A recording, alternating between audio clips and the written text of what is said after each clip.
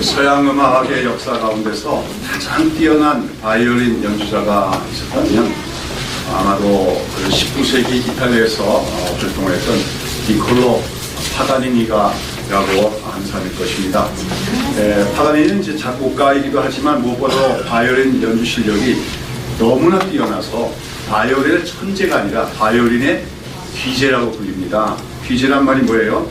그 당시 파가니가 살던 당시에 파가니의 그 바이올린 실력이 너무 뛰어나서 또 사람들이 보통 연주할 수 없는 그런 특이한 연주를 많이 해서 당시 사람들 가운데는 이 파가니니가 귀신의 능력을 받아가지고 그런 연주를 하는 것이다 하는 그런 뜬소문마저 있었다고 합니다.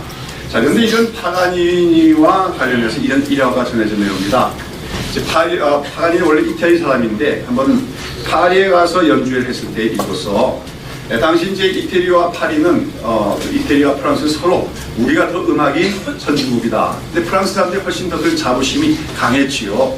근데 이제 이 이태리에서 온 이 바이올린 연주자가 지금 그 당시 최고라고 하니까 이제 당시 파리의 귀족들이 그럴 리가 있나 이제 뭐 그런 생각을 가지고 연주회장이 모였던 것입니다.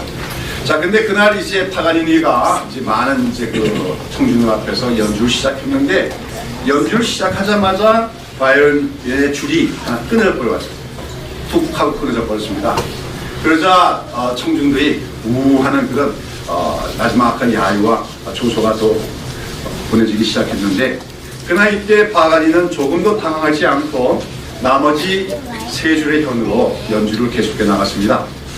그런데 한참 연주를 하는데 이번에는 나머지 세 개의 현줄에서 두 개의 줄이 또 끊어져 버린 것 같습니다. 그리고 이제 파가니니의 바이올린은 몇 가닥의 줄이 남았습니까? 줄이 하나밖에 없는 게 바이올린 줄이 4개입니다. 현이 4개인데 그 중에 줄 3개가 끊어져 버린 거죠. 그러니 줄 하나 가지고 연주하는 건 불가능하지 할 수밖에 없지요. 한마디로 그날의 연주 이제 망한 거나 다름이 없었습니다. 그러나 거기서 3개의 줄이 다 끊어진 가운데 잠시 연주를 중단하던 파가니는 놀랍게도 그 한 줄만 남은 그 바이올린을 가지고 계속 연주를 해나갔는데 그날 그 전악장을 그 4개의 현으로만 연주할 수 있는 그 전악장을 하나의 한 줄로만 연주를 해가지고 실로 감동적인 연주를 해냈다 하는 그 얘기가 전해옵니다. 여러분, 4가닥의 줄 가운데서 3가닥의 줄이 끊어져 버린 바이올린, 대부분의 연주자들에게 그런 한 줄만 남은 바이올린을 가지고서는 정상적으로 음악을 연주한다는 것이 불가능합니다. 그러나 실상 도무지 사용이 불가능하게 보이는 그런 바이올린도 파가니와 같은 명연주자의 손에 들려지면 오히려 그 한 줄 가닥으로 다른 사람들이 낼 수 없는 특이한 소리를 내면서 아름다운 연주를 해낼 수가 있더라는 것이죠. 여러분, 오늘 우리가 살펴볼 출애굽기 4장에 보면 바로 그처럼 3줄이 끊어져 버린 그런 바이올린의 예와 같은 그런 이야기가 오늘 나오고 있습니다. 지난 주일에 우리는 여호와 하나님께서 호렙 광야에서 불타는 떨기 가운데 임재하시고 그 모세를 만나시며 그에게 이스라엘을 애굽으로부터 인도해 나라는 소명을 주시는 이야기를 함께 살펴보았습니다. 모세에게 나타나신 하나님께서는 자신을 아브라함의 하나님, 이삭의 하나님, 야곱의 하나님, 곧 여호와라고 말씀하시면서 하나님께서 이제 애굽 땅에서 애굽 사람들에게 억압을 당하고 학대를 당하며 강제 노역을 하고 있는 그들을 긍휼히 여기시며 그들의 조상인 아브라함, 이삭, 야곱과 맺은 언약을 이제 기억해내시고 그 언약을 이루시겠다. 그래서 그 이스라엘 백성들 애굽 땅에서 구원해내시라고 말씀하십니다. 그러면서 바로 그 모세를 그처럼 이스라엘 백성들을 애굽 땅으로부터 인도해내는 일을 담당하는 이스라엘의 지도자로 이제 삼으시겠다고 사명을 주셨습니다. 자, 그러나 거기서 모세는 그러한 하나님의 소명을 선뜻 받아들이지 못합니다. 과거 그의 나이 40대에는 어땠습니까? 그는 그 당시 자기 동족인 이스라엘이 백성들이 애굽 사람들에게 억압을 당하며 강제 노역하는 걸 보고 의분을 품고 그들을 해방하는 일을 해보고자 했던 사람이었습니다. 그러나 알다시피 그의 그런 시도는 실패로 돌아가고 그러자 모세는 미디안 광야로 도망을 가고 말았습니다. 그리고 그 미디안 광야에서 40년 동안 그 미디안의 제사장이 이드로의 사위가 되어서 그의 양떼를 치는 목자의 생활을 하면서 말하자면 모세 입장에서는 허송세월을 하게 됩니다. 그리고 이제 그의 나이 80세 때 40년이 지나서 80세 때 그에게 나타나신 하나님께서 그가 한때는 그토록 바랐던 이스라엘 백성들의 해방이라고 하는 그 일을 그에게 맡기겠다고 하시지만 모든 의욕과 자신감을 다 상실해버린 모세는 그런 하나님의 사명을 받고도 주저하고만 있었다고 하는 것이죠. 그래서 지난주에 우리가 살펴본 출애굽기 3장에서도 보면 하나님이 주시는 그 사명을 애써 회피하라는 모습을 보였던 모세. 근데 오늘 우리가 읽은 이 출애굽기 4장에서도 계속해서 발뺌을 하며 할 수만 있으면 그 일을 회피하고 있는 모습을 우리가 볼 수가 있습니다. 오늘 제가 본문 말씀을 4장 10절부터 20절까지 좀 짤막하게 읽었습니다만 1절부터 봐야 되는데, 자, 오늘 본문에 보면 모세는 계속해서 내가 너를 애굽 땅으로 보내서 내 백성을 구원해내는 일을 하게 하리라고 말씀하실 때 모세는 오늘 4장 1절에 보면 뭐라고 하면서 발표하고 있습니까? 1절 한번 다 같이 읽읍시다. 모세가 대답하여 가로되 그러나 그들이 나를 믿지 아니하며 내 말을 듣지 아니하고 이르기를 여호와께서 그들에게 나타나지 아니하셨다 하리라. 모세는 지금 분명히 하나님의 임재를 보았습니다. 그리고 하나님의 말씀을 분명히 들었습니다. 그럼에도 불구하고 자기가 가서 이스라엘 백성들에게 내가 하나님을 만났다, 하나님이 이렇게 말씀하셨다, 하나님께서 너희를 구원해내시라고 말씀하셨다, 이렇게 얘기할지라도 그들이 내 말을 듣지 않을 겁니다. 그들이 여호와께서 너를 보내지 않았다고 말하지 않겠습니까? 그러면서 또다시 책임을 회피하려고 하죠. 여기서 하나님께서는 어떻게 하십니까? 이제 그 다음에 나오는 말씀 보시면은 2절에 보시면 하나님께서 그에게 어떠한 한 물건에 그의 시선을 돌리게 합니다. 무엇입니까?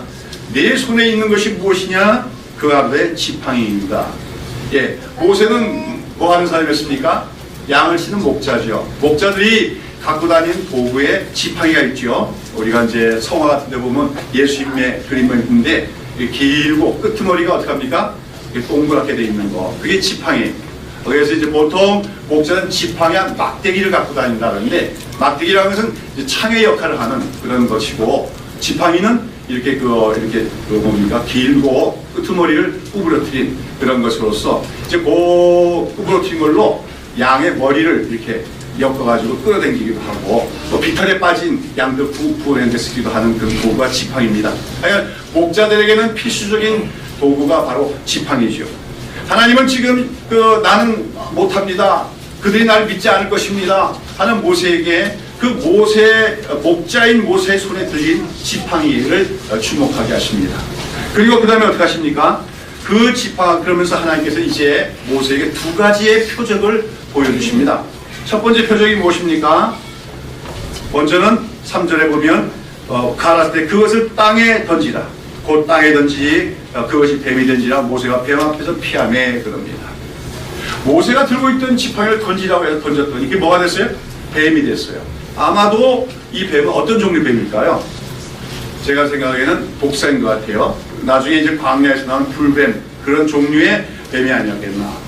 그 10개라고 하는 영화에 보면 코프라가 나타나는 걸도 있는데 코프라인지 이건지 확실히 잘 모르고 하여튼 독사일 걸 가능성이 많습니다. 큰 뱀이죠. 뱀인데 독사죠. 그러니까 모세가 깜짝 놀라가지고 그 뱀을 보고 피하려고 하는데 하나님께서 뭐라 합니까? 4절 보면 모세에게 이르되 네 손을 내밀어 그 꼬리를 잡으라, 그걸 말씀하십니다. 그래서 하나님 말씀을 듣고 모세가 손을 내밀어 그 뱀의 꼬리를 잡았더니 동시에 그 뱀이 뭘로 변합니까? 다시 지팡이로 변화가 되어진 것이죠. 그렇게 하면서 하나님께서는 말씀하십니다. 나는 그 조상의 하나님 아브라함 하나님, 이삭의 하나님, 야곱의 하나님 여호와가 네게 나타난 줄 믿게 함이라 말씀하시고, 두 번째 표적을 또 보여주시는데 네 손을 내 품에 넣으라고 말씀하십니다. 그래서 그 모세가 자기 손을 자기 품에 넣었다가 빼보니까 손이 어떻게 됐어요? 손에 문둥병이 생겨난 겁니다. 문둥병이 발해가지고 눈같이 하얗게 됐더라.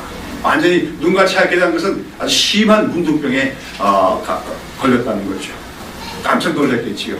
근데 하나님께 또 말합니까? 그 손을 다시 문둥병이 된 손을 너의 품에 넣었다가 빼봐라. 넣었다가 뺐더니 어떻게 됩니까? 그 손이 완전히 정상으로 회복이 되어서 치료가 된 것의 모습을 보여줬습니다. 여러분, 여기서 하나님께서 너희가 이스라엘 백성들에 가서 내 말을 전할 때 그들이 첫 번째 이적은 못 믿을지라도 두 번째 이적은 믿게 되라고 말씀합니다.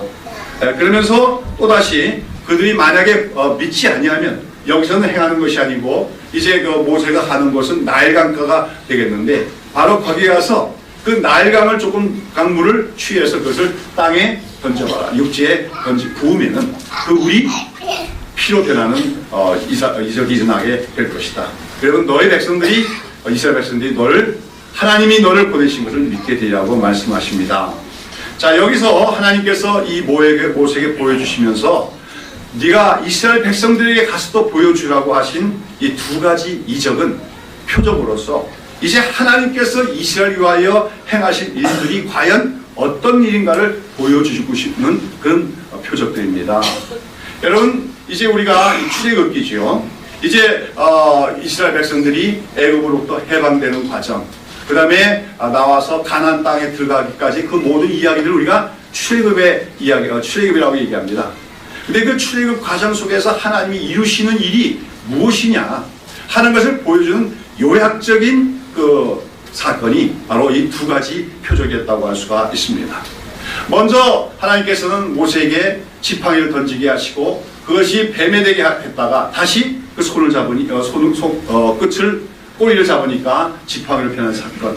이것은 이제 모세가 애굽으로 가서 행할 일들이 이 뱀으로 상징된 사탄과의 대결이 될 것을 하나님 말씀하고 계십니다. 한마디로 애굽의 땅에서 이스라엘 백성들을 구원해내는 일은 하나의 정치적인 어떤 한 민족의 정치적인 해방 사건 이상으로 중요한 의미가 있는데, 그래서 뭐냐면 바로 이 애굽의 바로의 배후에 누가 있음을 하나님 말씀하시는 겁니까? 사탄의 역사가 있음을 말씀하시는 것이고, 지금 하나님께서 이스라엘 백성들을 애굽에서 해방시키는 일은 바로 그 사탄의 권세를 깨뜨리고 하나님께서 뭡니까? 이스라엘 백성들을 구원해내는 것임을 말씀하고자 하는 것이죠. 그러면서 모세가 그 뱀의 꼬리를 잡았다고 하는 것은 바로 모세에게 하나님을 대신해서 사탄의 권세를 제어할 수 있는 그 권세를 주셨음을 의미하는 것입니다. 그리고 다음으로 모세 손에 문둥병이 발했다가 다시 정상적으로 회복되는 이적은 이제 이스라엘 백성들에게 베푸실 그 출애굽의 역사와 그러나 하나님의 구원의 은혜의 역사의 궁극적인 목적은 뭐냐면 그들을 바로 그들의 죄를 용서하시고 사는 데 있음을 보여주시고자 하는 것입니다. 여러분, 성경에서 많은 경우에 문둥병은 죄의 저주를 상징합니다. 문둥병은 불치병입니다. 결국은 죽게 됩니다. 그러나 또 문둥병은 다른 사람에게 전염이 되는 특성을 갖고 있습니다. 천연이라고 하는 무서운 병입니다. 그것이 바로 죄로 말미암아 인간들이 죄를 지음으로 임하는 저주를 상징하고 있다고 하는 것이요. 근데 지금 이제 모세의 손에 발한 그 문둥병이 모세 품에 들어갔다 나올 때 다시 정상으로 회복되는 것은, 그러나 이스라엘 백성들, 하나님의 백성들이지만 그들 역시 죄 가운데 살고 있음을 말해줍니다. 하나님의 백성들이라고 죄를 짓지 않는 것이 아니고 그들과 똑같이 죄를 가진 백성들이라는 것이요. 그러나 하나님이 그들을 구원하신다는 것은 궁극적으로 그들을 무엇으로부터 구원해내는 것이냐? 죄로부터 구원하는 것이다. 그 죄를 용서하셔서 의롭게 하시는 것이 하나님의 구원의 궁극적인 목적임을 하나님은 말씀을 하신 것입니다. 그렇습니다. 우리가 알아야 할 것은 이제 우리가 출애굽기를 계속해서 설명하지만 하나님께서 이스라엘 백성들을 애굽에서 풀어나 자유롭게 하시는 것은 하나의 어떤 정치적인 사건이 아니라 그것은 하나님은 어떤 분이냐? 특별히 하나님은 계속해서 나는 아브라함 하나님, 이삭의 하나님, 야곱의 하나님 곧 여호와라고 말씀하시는데, 여호와는 어떤 하나님이냐면 자기 백성들을 사탄의 권세로부터 해방하시고 사탄의 권세를 깨뜨리고 그들을 사탄의 억압으로부터 해방하여 주시며 그 다음에 또한 그들의 죄를 다 사하시는 분임을 성경은 말하고자 한다고 하는 것이죠. 하나님은 이러한 두 가지 표적을 통해서 말씀하셨고, 아마 이 표적을 보고도 모세는 처음에 그 표적의 의미를 이해하지 못했을 것입니다. 또 이스라엘 백성들도 모세가 그 표적을 행할 때 그 표적의 의미는 알지 못하고 그냥 놀랍고 신기한 일이 일어났다고만 보았겠지요. 그러나 이제 점차 출애굽의 역사가 진행이 돼가면서 이제 그들은 여호와 하나님은 우리를 이스라엘을 애굽에서 정치적으로만 해방하는 것이 아니라 사탄의 권세로부터 해방하시며 죄로부터 우리를 구원하신 분이다 하는 것을 이제 깨달아가게 될 것을 하나님은 말씀하셨다고 하는 것입니다. 여러분, 오늘 우리는 출애굽 사건들을 우리가 성경을 읽으면서 바로 이런 출애굽의 이야기들은 과거에 일어났던 이스라엘 민족에게 일어났던 이야기가 아니라 오늘 우리에게 일어나고 있는 이야기임을 알아야 됩니다. 그래서 이 출애굽 사건은 오늘 우리가 그리스도 안에서 받게 되는 구원에 대한 하나의 원형적 예표적 사건이다, 모형적 사건이다 하는 것을 알아야 된다는 것이죠. 오늘 우리는 예수님의 은혜로 구원받습니다. 그럴 때 우리는 사탄의 권세로부터 해방이 되어서 사탄의 노예로부터 해방이 되어 자유인이 되어지는 줄로 믿습니다. 그리고 우리는 모든 죄의 사함을 받고 하나님 앞에서 깨끗하다, 의롭다함을 받는 주의 백성이 되어지는 줄로 믿습니다. 그러므로 우리는 출애굽기를 살펴보면서 항상 그 모든 이야기가 오늘 우리 자신에게 일어나고 있는 이야기임을 우리가 염두에 두고 말씀을 묵상해가고 연구하는 우리가 되어줄 줄로 믿습니다. 아무튼 하나님께서는 하나님이 그런 소명을 주시는데도 그것을 받아들이지 못하고 머뭇거리는 모세에게 두 가지 표적을 보여줬습니다. 그리고 거기에 더해서 그래도 이 두 가지 표적을 보여줬는데도 너의 백성들이 그것을 믿지 아니하거든. 네가 가서 나일 강물을 떠다가 육지에 부을 때 그것이 피가 되리라고 말씀하십니다. 그것은 이제 이스라엘 백성들 어떤 의미합니까? 그것은 바로 이제 이스라엘 백성들 애굽 땅에 하나님이 심판이 임하실 것을 보여주는 그런 표징입니다. 여러분, 나일강이라고 하는 것은 애굽 사람들에게서는 생명의 원천이죠. 모든 생명의 젖줄이고 생명의 원천. 그래서 이제 애굽 사람들은 그 나일강을 신격화하고 신으로 섬기게 되어진 것입니다. 그들은 나일강에서 모든 생명이 나오고 나일강에서 모든 인간의 행복이 나온다고 믿고 있는 그들의 신이 바로 나일강이었습니다. 근데 하나님께서 나일말을 사람이 먹지 못할 피로 바꾸신다는 것은 그 나일강 자체가 신이 아님을 보여주는 동시에 그것이 인간들에게 항상 행복과 생명을 줄 수 있는 것이 아님을 얘기합니다. 모든 생명의 근원은 하나님밖에 없으신 것입니다. 애굽 사람들이 의지하는 그 모든 헛된 것들, 그 대표적인 것이 바로 나일강물로서 그 나일강물을 피가 되는 이적을 통해서 하나님께서는 애굽 사람들이 섬기는 모든 신들이 헛됨을 보여주실 것이고 또 그 애굽 땅에 하나님의 심판을 내리실 것을 보여주는 표징이 바로 나일강물이 피로 변하는 표적이라고 하는 것이죠. 자, 이처럼 하나님께서는 여러 가지 표적들을 다 보여주시면서 그 소명을 주고 계시지만 이 모세는 그래도 여전히 하나님 앞에서 우물쭈물하며 이연변명 절명하면서 자기에게 주어지는 책임을 회피하려고만 합니다. 그래서 그가 하는 말이 무엇입니까? 10절 말씀 다시 읽습니다. 모세가 여호와께 고하되 주여 나는 본래 말에 능치 못한 자라 주께서 주의 소총에게 명하신 후에도 그러하니 나는 입이 뻣뻣하고 혀가 둔한 자니다. 그럽니다. 여기서 모세는 자기가 어떤 자라고 합니까? 본래 말에 능치 못한 자다. 본래라는 건 뭐지요? 원래부터가 선천적으로 말에 능치 못한 자다 그렇게 얘기합니다. 그러면서 자기처럼 그렇게 선천적으로 말에 능치 못하고 말재주도 없고 언변도 없는 사람이 어떻게 백성들에 가서 하나님의 말씀을 전할 수 있겠냐 하는 핑계를 대고 있는 것이죠. 여기서 스스로를 모세가 입이 뻣뻣하고 혀가 둔한 자라고 한 것을 가지고 여러분 입이 뻣뻣하고 혀가 둔한 사람은 건 뭐죠? 이거는 뭐 입에 뭔가 이 발성기관에 문제가 있는 사람이니까 어떤 사람들은 그래서 모세가 원래부터 좀 문제가 있었다. 원래부터 선천적 말더듬이었다. 이렇게 해석을 하기도 하지만 그건 성경을 잘못 읽은 것입니다. 왜 그렇습니까? 사실 모세는 본래 말에 능치 못한 자가 아닙니다. 그는 오히려 말을 잘하는 자였다고 하는 것이죠. 사도행전 7장에 보면 사도 스데반의 설교가 나오는데 거기서 스테반 설교에서 모세가 40대가 됐을 때, 40이 되었을 때 애굽의 학문을, 애굽 사람의 학술을 다 배워 그 말과 행사가 능하더라고 표현하고 있습니다. 그 말과 행사가 능하다. 말을 잘했다고 하는 것이죠. 모세는 애굽에서 왕자 교육을 받은 사람입니다. 고대 사회에서 왕이 될 사람들이 받는 교육 안에는 이 말을 잘하는 훈련도 들어가 있죠. 수사학을 배우고 웅변수를 배우고, 그래서 통치자가 됐을 때 백성들 앞에 서서 담대하게 말을 잘 전할 수 있는 훈련을 받습니다. 40대가 됐을 때 모세는 어땠겠어요? 아주 말을 잘하는 자였다는 거죠.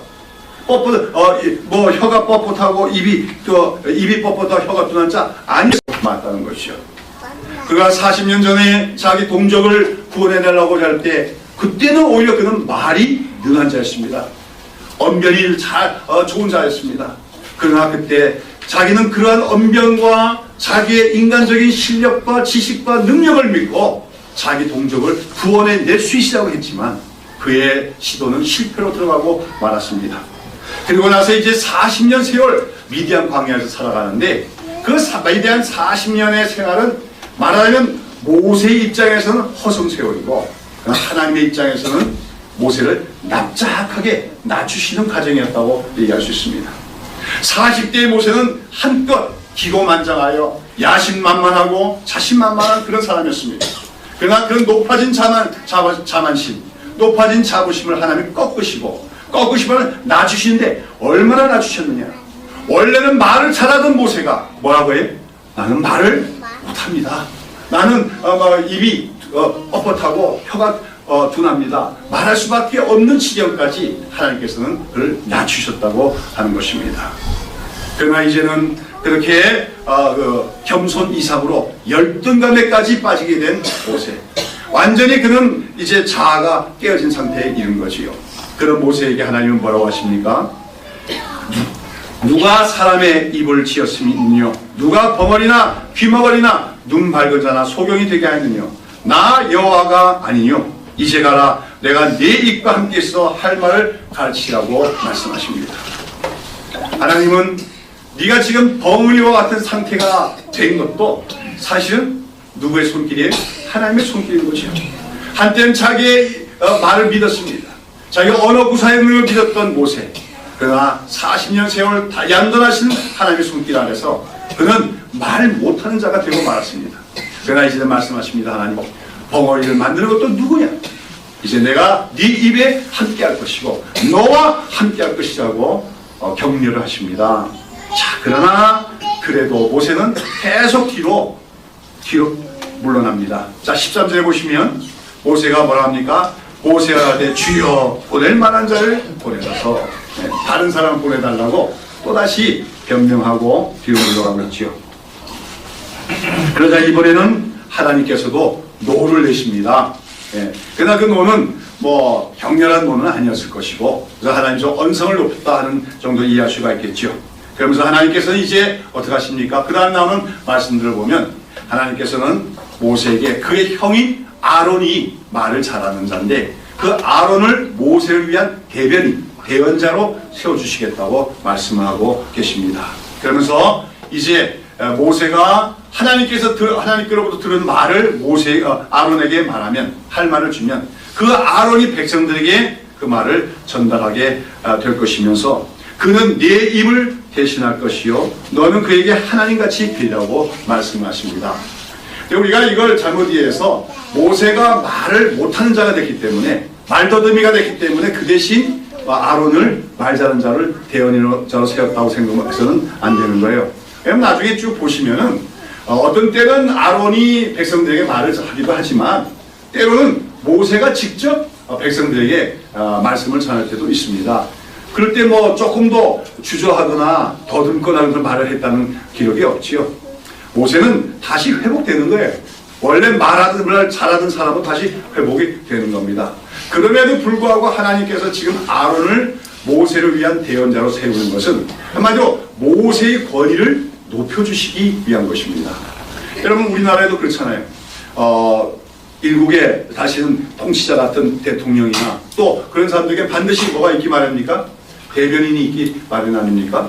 그 대변인이 그 대통령의 말을 받아서 국민들에게 담화를 발표하게 마련입니다. 마찬가지로 지금 이제 모세는 앞으로 하나님을 직접 대면하여 하나님과 대화를 하며 하나님의 말씀을 받게 될 것입니다. 그가 받은 말씀은 하나님의 말씀입니다.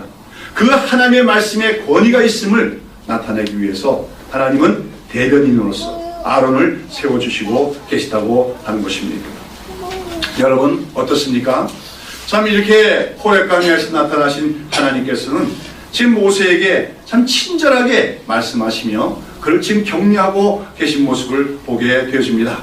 여러 가지 표정을 보여주시고 여러 가지 말씀으로 그를 격려하고 소명을 주고 계십니다. 그러나 그런데도 불구하고 계속해서 나는 할 수 없습니다. 다른 사람에게 맡기십시오. 물러나고 있는 모세. 이런 모세는 과거 40세 때의 그 모세가 전혀 아니죠. 그때의 모세는 이 모세가 아닙니다. 자신만만하고 열정과 야망을 가졌던 그 모세가 아니고 위축이 되고 자아가 다 깨어진 실패자의 모습에 아닐 수가 없다고 하는 것이죠. 앞서 제가 예화를 드린 것처럼 정말로 세 줄 혀이 다 끊겨버린 그런 도무지 보통 사람 가진 연주 화수가 불가능한 그런 상태에 있는 바이올린 같은 그런 존재가 바로 80세의 모세였다고 하는 것입니다. 그래서 그는 지금 하나님의 그 소명을 받고도 지금 뒤로 물러서고 있다고 하는 거죠. 한마디로 그는 지금 망가질 대로 망가져 있었습니다. 그러나 이제 하나님은 그 망가진 모세를 고쳐서 쓰시고자 하는 것입니다. 새롭게 하셔서 쓰시고자 한다고 하는 것이죠. 자, 그래서 오늘 우리가 본문을 20절까지 읽으면 이런 여러 가지 하나님과의 대화의 과정을 통해서 마침내 모세는 어떻게 합니까? 이제 용기를 갖게 됩니다. 그리고 마침내 애굽으로 돌아가게 되는 것이죠. 자, 20절 말씀. 자, 그 모세가 이제 자기 동족된 이스라엘 백성들에게 하나님께서 그 언약을 이루실 때가 되었고 그 백성을 구원하실 때가 됐다. 애굽의 애굽 바로의 억압으로부터 그들을 해방시킬 것이라는 그 말씀을 전하기 위해서 지금 애굽으로 돌아가고 있습니다. 자, 20절에 보시면 그런데 그처럼 애굽으로 돌아가는 모세의 손에 무엇이 있었다고 말합니까? 20절 다 같이 한번 읽어봅시다. 모세가 그 아내와 아들들을 나귀에 태우고 애굽으로 돌아가는데 하나님의 지팡이를 손에 잡더라. 자, 모세가 지금 애굽으로 돌아가고 있습니다. 지금 애굽으로 가는 것은 말하자면 그 애굽의 통치자 절대 권력을 갖고 있는 바로에 맞서서 그와 대결하고자 합니다. 바로가 이스라엘 백성 자기 노예인 이스라엘 백성들 쉽사리 내줄 수 없습니다. 그렇다면 모세는 이제 그 막강한 권력을 갖고 있는 바로를 맞서서 싸워만 합니다. 그런데 그가 갖고 있는 게 무엇입니까? 그는 가면서 수많은 군사를 모집해서 모병해서 데리고 간 것이 아니었다고 하는 겁니다. 또는 모세가 갖고 왔는데 그 당시로서는 사람들이 듣도 보도 못한 그런 식무기, 첨단 무기를 하나 들고 간 것도 아니었습니다. 남보처럼. 모세가 들고 간 건 뭐였습니까? 지팡이에 불과합니다. 그 지팡이는 어제까지도 모세가 사용하던 그 지팡이입니다. 그런데 오늘 본문은 모세의 손에 어떤 지팡이가 들렸다고 얘기합니까? 하나님의 지팡이가 들려져 있더라고 성경은 얘기하고 있습니다. 그 지팡이는 어제까지만 해도 하나님의 지팡이가 아닙니다. 그냥 일개 목동이 사용하는 보통 평범한 지팡이에 지나지 않습니다. 그러나 이제 성경은 그 지팡이가 뭐가 될 거라고 얘기합니까? 하나님의 지팡이가 될 것이라고 얘기하고 있지요.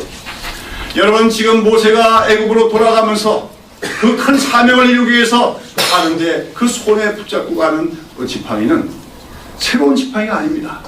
이것은 그 목사가 그동안 양떼를 돌보는 목자라면 늘 자기 몸에 지니고 다니던 도구에 불과합니다. 여러분, 이 지팡이가 무엇입니까? 그 재료가 뭐지요? 나무죠. 나무를 잘라서 그 나무를 바짝 말라서 만드는 게 지팡이에요.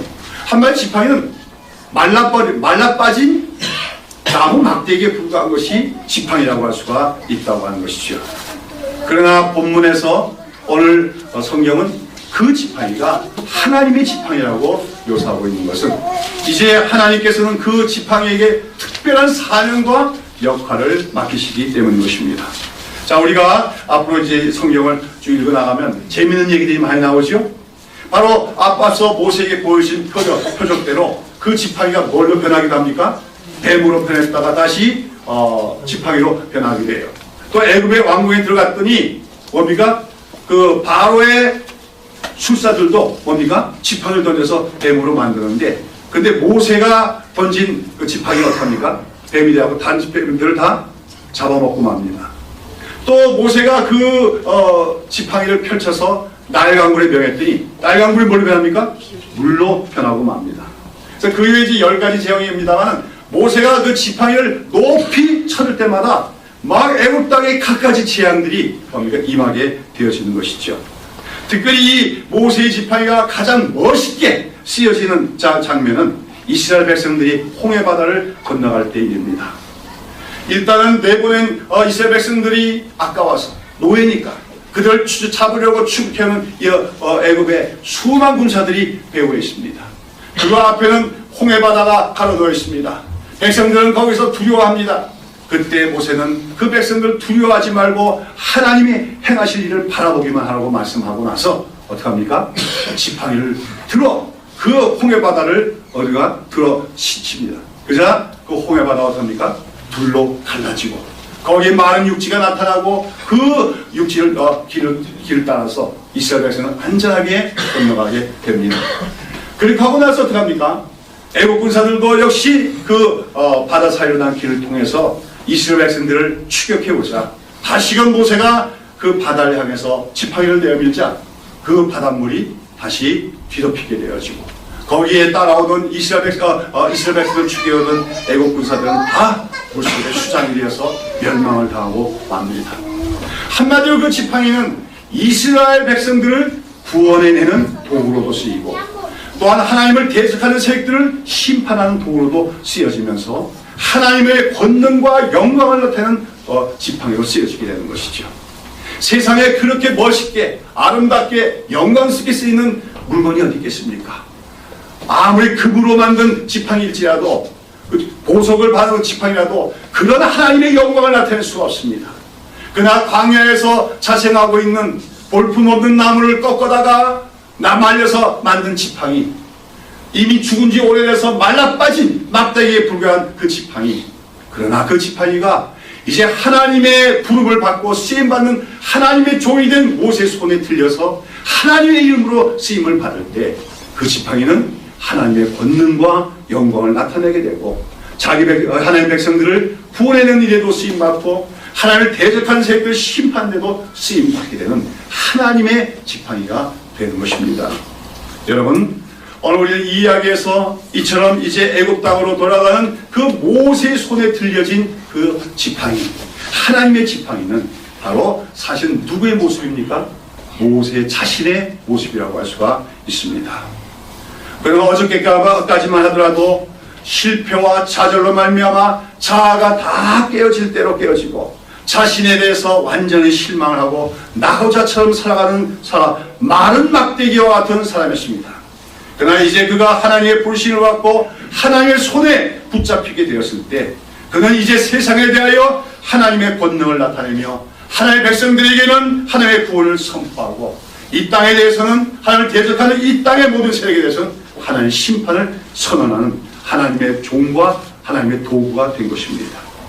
그리고 이러한 하나님의 지팡이의 얘기는 바로 모세의 모습을 보여줄 뿐만 아니라 오늘도 그리스도 안에서 부름을 받은 하나님의 백성들 우리 모두의 모습을 보여주는 것이라고 할 수가 있는 줄로 믿습니다. 사랑하는 여러분, 오늘 하나님은 지팡이를 사용하십니다. 근데 알기로 그 지팡이는 마른 지팡이였습니다.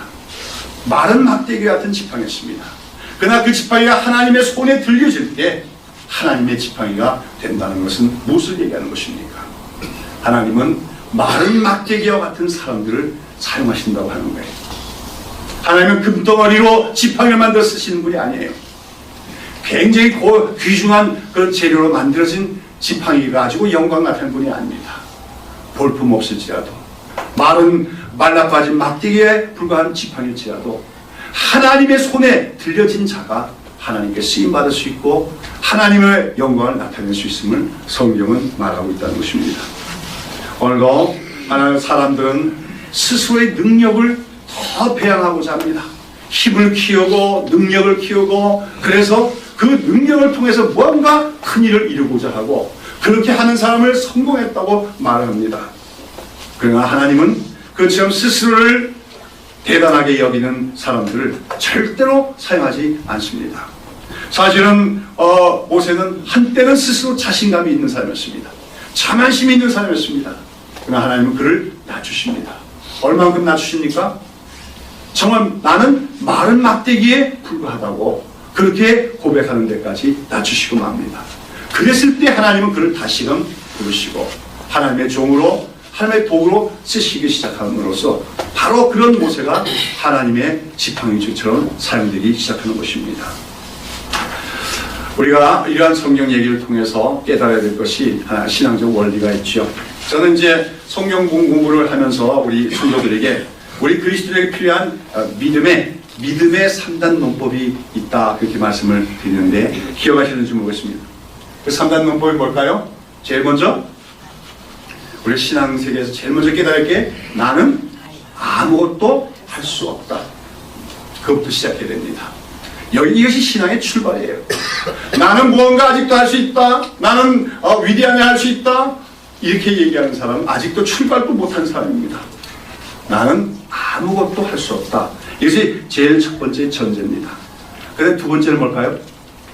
그러나 거기서 끝이면 안 됩니다. 뭐예요? 그러나 하나님은 모든 것을 하실 수 있다. 결론은 뭘까 그러면? 그 하나님께서 내게 능력을 주실 때 나는 그 하나님의 능력 안에서 모든 것을 할 수 있느니라. 어디 나오는 말씀입니까? 빌립보서 4장 13절의 말씀이죠. 잘 아시죠? 뭐라 했습니까? 내게 능력 주시는 자 안에서 내가 모든 것을 할 수 있느니라. 이 말씀이 바로 신앙의 3단 논법을 보여줍니다. 이 신앙의 3단 논법은 나는 아무것도 할 수 없다부터 출발합니다. 그러나 그 아무것도 할 수 없다고 하는 사람이 하나님을 만납니다. 그 하나님이 누구신가 알게 됩니다. 그 하나님이 모든 것을 할 수 있는 분임을 깨닫게 됩니다. 그리고 그 하나님께 사용을 받을 때, 그 하나님의 손에 붙들릴 때 우리는 모든 것을 할 수 있다. 내가 하고자 하는 모든 일이 아니라 하나님이 원하시는 하나님의 영광을 나타내는 모든 일을 할 수 있다. 이것이 바로 신앙의 3단 논법입니다. 세상 사람들은 이러한 신앙의 3단 논법을 이해하지도 못하고 알 수도 없습니다. 많은 사람들은, 세상 사람들은 스스로의 힘을 키우고 능력을 키워서 내 스스로 모든 것을 할 수 있기를 바랍니다. 이걸 우리가 인본주의적인 생각이라고 하고, 이런 인본주의적인 생각 속에서는 사람들은 이런 말을 곧잘 합니다. I can do all. 나는 모든 것을 할 수 있다. 그리고 그런 걸 계속해서 세뇌시켜서 우리는 하고자 하면 뭐든지 할 수 있습니다. 이런 얘기가 오늘 우리 사회에서 얼마나 유행처럼 되고 있습니까? 그러나 이렇게 할 수 있다, 할 수 있다 인간들이 외치고 있지만 인간 사회는 점점 더 복잡해져 가고 점점 더 문제가 많아져 가고 있다고 하는 것입니다. 하나님 그처럼 스스로 I can do라고 말하는 사람, 내가 스스로 뭔가 할 수 있다는 사람을 하나님은 쓰시지 않습니다. 만약에 그런 사람들 하나님이 쓰시고자 할 때는 하나님께서 먼저 그들을 납작하게 만드십니다. 마른 막대기처럼 만드시고 만다고 하는 것입니다. 모세가 40세 때 자기가 애굽 왕에게 배운 모든 학문과 지식을 가지고 내가 뭔가 할 수 있다고 생각했을 때 하나님은 그를 실패하게 하시고 낮추십니다. 40년 세월 동안 나는 아무것도 할 수 없다고 깨닫게 하시고 바로 그때 하나님을 만나주시고 그에게 새로운 소명을 주시고 하나님의 손에 붙들린 하나님의 종으로 하나님의 지팡이처럼 살아가게 하신다고 하는 것입니다. 사랑하는 여러분, 오늘 우리는 먼저 우리가 하나님 앞에서 낮아져야 됩니다. 우리는 철저히 자기를 부정하고 우리 스스로는 아무것도 할 수 없는 존재임을 고백하는 우리가 되어야 될 것입니다. 그러나 거기서만 끝나서는 안 되죠. 우리는 하나님을 알아가야 됩니다. 권능의 하나님을 알아가야 됩니다. 능력의 하나님을 알아가야 됩니다. 살아계신 하나님을 알아가야 됩니다. 또 그 하나님이 우리 안에 계실 때 그 하나님이 우리 마음과 함께 하실 때 우리는 하나님께서 우리에게 주신 모든 소명을 이룰 수 있는 자가 되리라고 하는 그 믿음을 받는 우리가 될 줄로 믿습니다. 자, 여러분, 오늘도 우리 하나님 앞에서 날마다 우리 자아를 부정해 나가면서 나는 하나님 앞에서 마른 막대기에 불과한 존재임을 고백하는 여러분 되시기를 축원합니다. 그러나 하나님께서 능력 주실 때, 하나님께서 우리를 불러주시고 하나님의 소명을 주시고 하나님의 손에 붙들 때 모세의 손에 들린 하나님의 지팡이처럼 하나님의 권능을 나타내고 하나님의 영광을 나타내는 삶을 살아가는 주의 백성들이 다 되시기를 예수님의 이름으로 축원합니다. 기도하겠습니다.